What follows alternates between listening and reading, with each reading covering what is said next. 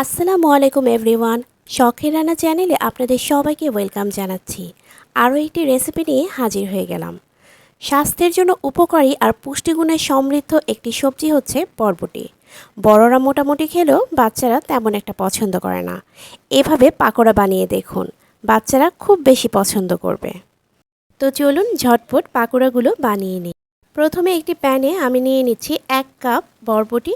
প্রতিটি বরবটিকে আমি 1 ইঞ্চি সাইজ করে কেটে নিয়েছি। সামান্য একটু পানি আর সামান্য একটু লবণ দিয়ে দিলাম। এখন নেড়ে দিয়ে ঢেকে দিয়ে অপেক্ষা করব পানিটা শুকিয়ে আসা পর্যন্ত। এভাবে ভাপিয়ে নিলে বরবটির কাঁচা গন্ধটা আর থাকে না। পানি শুকিয়ে গেলে একটা বাটিতে নিয়ে নিলাম। দিয়ে দিচ্ছি 3টা মাঝারি সাইজের পেঁয়াজ কুচি, আর দিচ্ছি 2টা কাঁচামরিচ কুচি, সামান্য একটু ধনেপাতা কুচি। লবণটা একটু বুঝে শুনে দিতে হবে, কারণ বরবটি সেদ্ধ করার সময়ও লবণ দিয়েছি। চিলি ফ্লেক্স দিচ্ছি 1/2 চা চামচের মতো। খুব সামান্য একটু টমেটো কেচাপ, আর লাগছে বেসন। এখানে আমি 2 টেবিল চামচ বেসন নিয়েছি, তবে সবটুকু না দিয়ে অল্প দিয়ে দেখতে হবে, প্রয়োজন হলে পরে আবার দিয়ে নেওয়া যাবে। এখন সব কিছুকে খুব ভালোভাবে মেখে নিতে হবে।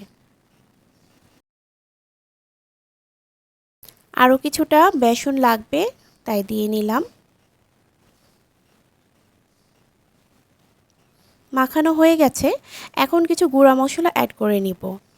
দিয়ে দিচ্ছি সামান্য একটু হলুদ গুঁড়া, সামান্য একটু জিরা গুঁড়া, আর খুব সামান্য একটু গরম মশলার গুঁড়া। গুঁড়া মশলাগুলো আপনারা শুরুতেই দিতে পারবেন, আমি ভুলে গিয়েছিলাম তাই একটু লেট হয়ে গেল। এখন সব কিছুকে খুব ভালোভাবে মাখিয়ে নিতে হবে।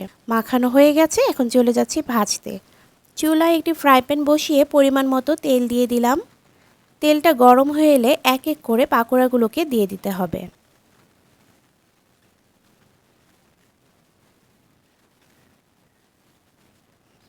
আমি 1 কাপ বরবটি নিয়েছিলাম। 1 কাপ বরবটিতে মোটামুটি 8 থেকে 9টা পাকোড়া হয়েছে। পাকোড়াগুলোকে এক পাশ 3 মিনিট ভেজে নিতে হবে।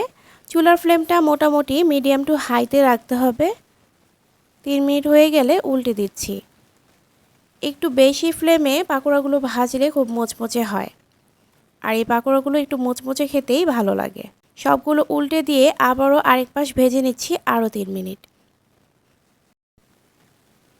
3 মিনিট হয়ে গেছে। এখন কাঁটা চামচের সাহায্যে এভাবে একটু চেপে চেপে ভেজে নিতে হবে। আমি সবগুলো পাকোড়াকে এভাবে চেপে চেপে ভেজে নিচ্ছি। এভাবে চেপে চেপে আবারও একটু উল্টে দিচ্ছি।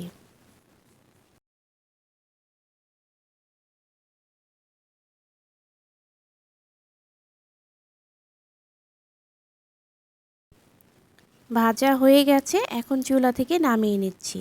একটি প্লেটে কিচেন টিস্যু দিয়ে তারপরে পাকোড়াগুলোকে রেখে দিচ্ছি, এতে করে অতিরিক্ত তেল টিস্যুটা সোক করে নেবে। একটা পাকোড়া আমি ভেঙে দেখিয়ে দিচ্ছি।